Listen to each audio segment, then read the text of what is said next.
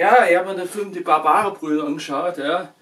Und der Film ist Produktionsland USA, Italien, ja. Und ist 1987 erschienen. Ja. Ich habe ihn dann ein bisschen später angeschaut. Ich habe mir den angeschaut, ja, 1996, 1997 so ungefähr in der Richtung. Da haben die eine VHS-Kassette gehabt. Ich bin froh, dass ich den jetzt auf Blu-ray habe. Übrigens ist noch ein anderer Film drauf, also ist eine Doppelbox. Ja.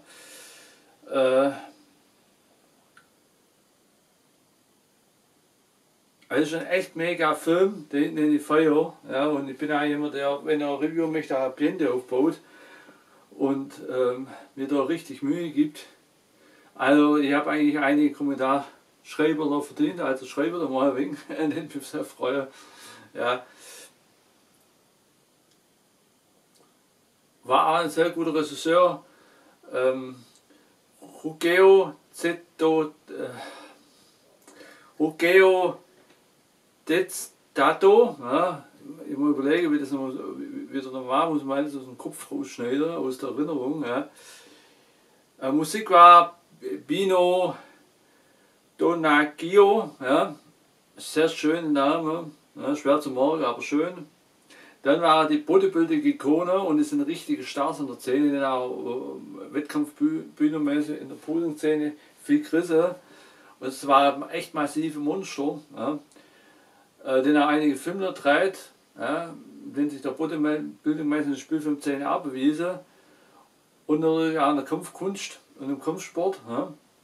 Das war der Peter Paul und der David Paul, also eine richtige Bodybuilder-Ikone und richtige Krafttiere. Ja. Und da haben sie auch in dem Film bewiesen, wie sie kampfkunstmäßig, was da alles drauf haben mit Sportkampf und auch wenn sie waffenlos kämpfen und eine richtig krasse Bodybuilding-Form haben. Ja. Also das sind ja noch so Oldschool-Filme, da kannst du auch noch echte Muskelmasse noch genießen. Und nicht so wie bei moderner Hike, wo sie dann modern dreht hin, wo du siehst, okay, die ganze Muskulatur und die ganze Figur ist ja noch CGI-Effekt, das ist ja nichts. Da gucken wir lieber einen echten Bodybuilder an oder ein echter Athlet, der tausende Stunden verbracht hat, um seine Muskeln dementsprechend zu formen und dementsprechend auch Entwicklung zu bekommen. Ja. So. Eva LaRouche hat mitgespielt, ja. Virginia Breinin hat mitgespielt, Franco Pistone hat mitgespielt, ja.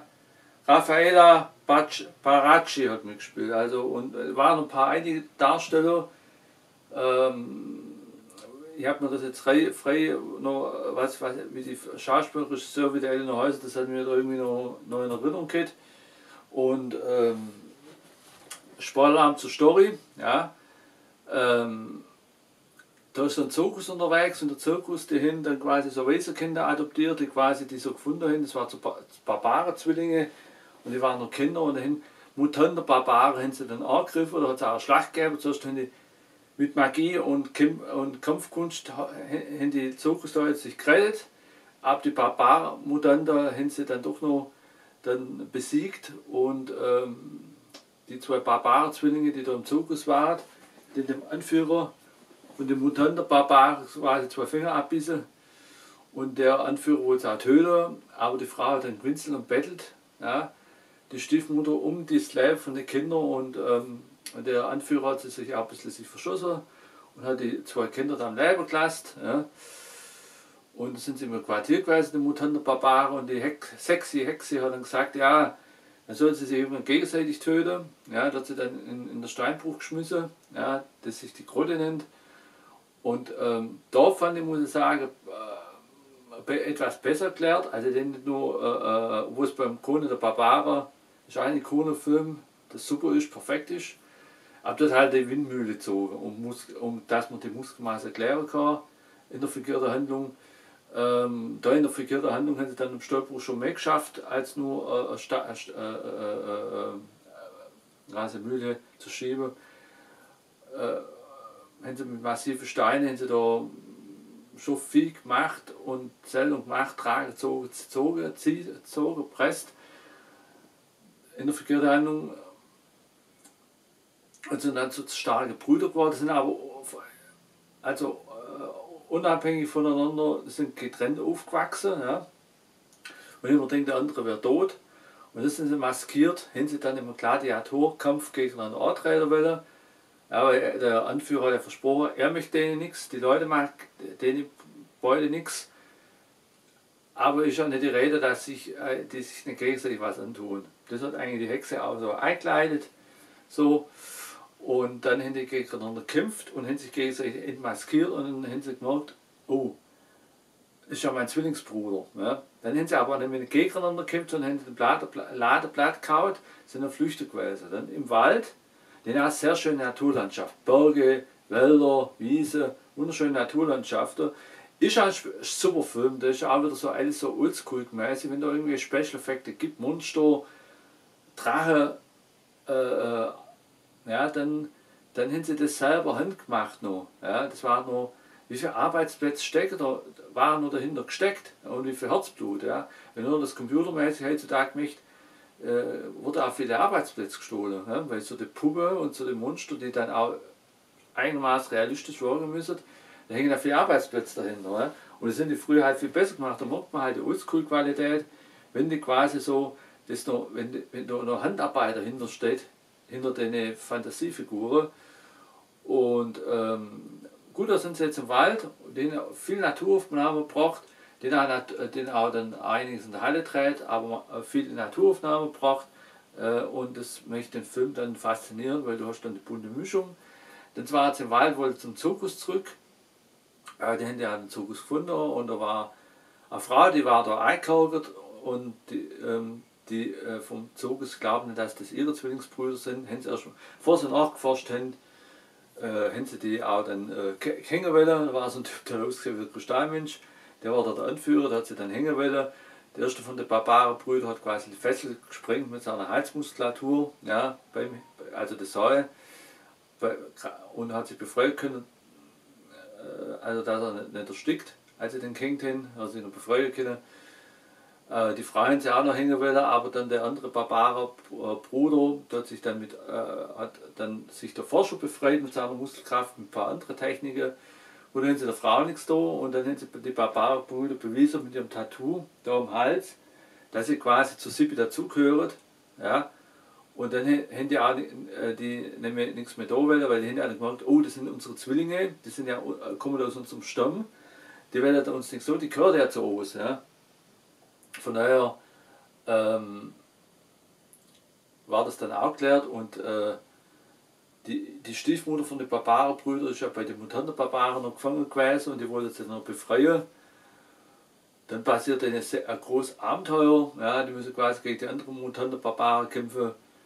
Die kommen zu einer Erotik quasi Orgie zur anderen. Ja, da sieht man auch sehr viel weibliche nackte Haut, was ja den Film natürlich auch auffordert. Also so viele erotische Szenen gibt es zu zählen. Früher war das gang und gäbe, ja, dass man das so in den Film eingebaut hat, finde ich super. Dann halt auch sehr viel Naturlandschaften, dann auch sehr viele Kämpfe, faszinierende Waffen, perfekte Bodybuilding-Form von beide. Ja.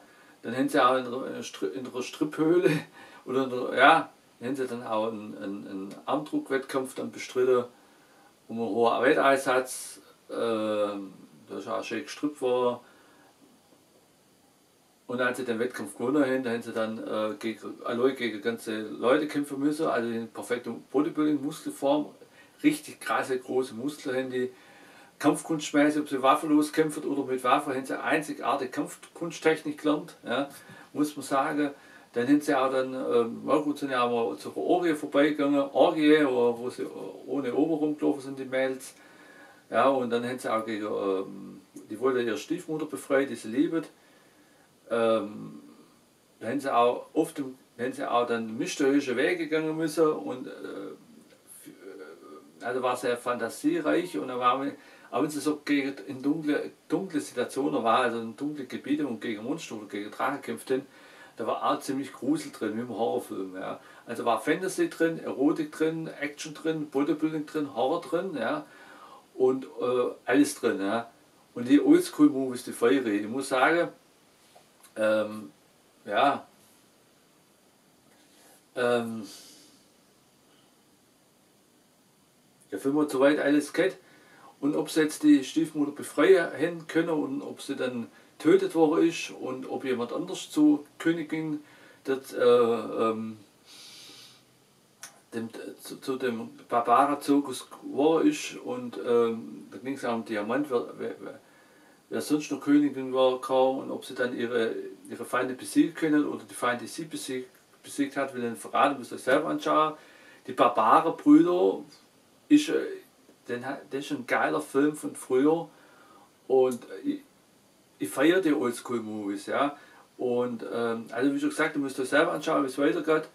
Perfekte Story, perfekte Bodybuilder, perfekte Kampfkunst, perfekte Naturlandschaften, perfekte Special Effekt, alles handgemachte Sachen. Ja.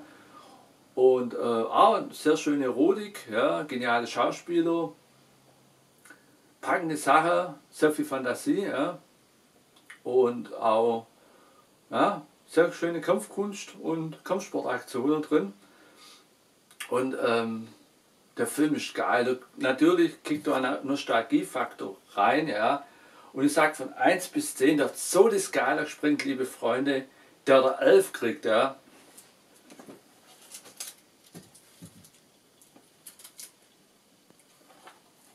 Die Barbaren, ja, der hat 1999 beim Drogeriemüller gekostet, ja.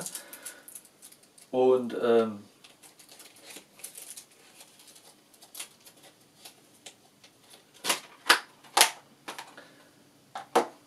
das war das Geld noch wert. Hatte aber nicht gewusst, dass 2 Filme drauf sind und da freue ich mich schon drauf. Das Schild hat er auch verdient. Danger Explosivmaterial. Ja.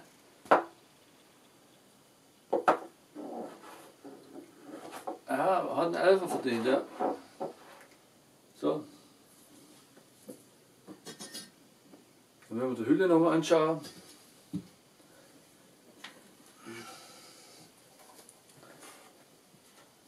Die Barbarenbrüder, das sind richtige Muskelpakete, ja.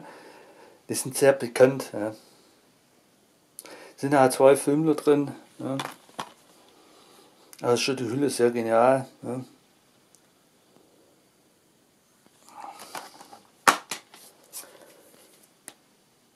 Der Schatz vom Tutankhamun, ja, das ist auch noch ein Film, den muss ich noch anschauen. Ich weiß gar nicht, ob ich den kenne, aber den kenne ich seit den 90er. Ja, seit Mitte oder Ende, ja, also seit Mitte der 90er, die Barbaren, ja. Ja, so ungefähr. Der ist ja oft in der Videothek gestanden, an dem bist du auch nicht vorbeigekommen, genauso wenig wie bei Dark Angel. Das sind so Filme, die kennt man eigentlich, ja. So. Und den habe ich ja früher VHS-Kassette gehabt, den habe ich jetzt gerade angeguckt. Habe ich mir gefreut, den habe ich schon ewig nicht mehr gesehen. Ja. Und das ist auch echt super. Ja.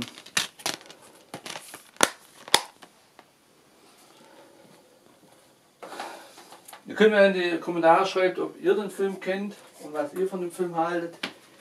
Ich finde den Film bombermäßig und ja, ich kann am Sommerfilm da angucken, weil ich kann mir untertags in meinem Urlaub was anderes machen und abends immer noch einen Film anschauen. Ja, ja, das war mal wieder ein Hochgenuss, gell? Hat mich echt gefreut. Also, da bin mir wieder jünger vorgekommen, aber wenn wir den Film angeschaut haben, war ich 18, 19. Also, wo ich den ersten Mal gesehen. Den haben wir auch gleich auf VHS-Kassette gezogen damals. Ja. Und jetzt bin ich froh, dass er dann in Blu-ray auf meiner Sammlung kommt. Allerdings bleibt er noch im Stapel der Freude, weil ja, ist ja noch ein Film drin, den muss ich auch noch sehen. Ne? Ja, also, vor was in die Sammlung kommt, wird es erstmal alles angeguckt. Ja. Also, die Funk, Ende im Gelände, ich wünsche euch was. Ja.